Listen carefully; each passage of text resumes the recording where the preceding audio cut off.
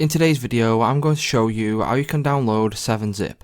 So I'm assuming that you already know 7-zip is a alternate to WinRAR and things like that, so you can unzip zipped files.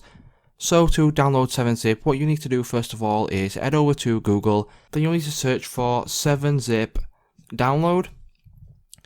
So once you search for 7-zip download, you can click on the top search result here on Google, which will take you over to the 7-zip download page.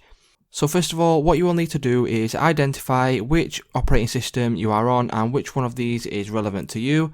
So as you can see, there is a lot of options here, and the ones you probably will need is the 64-bit or the 32-bit, which are at the top of the page. So mine is 64-bit and probably most of your guys will be 64-bit too. So all you need to do is click on the download link. And then as you can see, it is now being downloaded on this section here. If you click on that to open it up, once you click on yes, it will bring this up here and you can click on install, or you can go ahead and change where it will be located. Once you have done that, you can click on install. It will then go through the install process, and as you can see now, which is there, 7-zip is now installed on your computer, guys.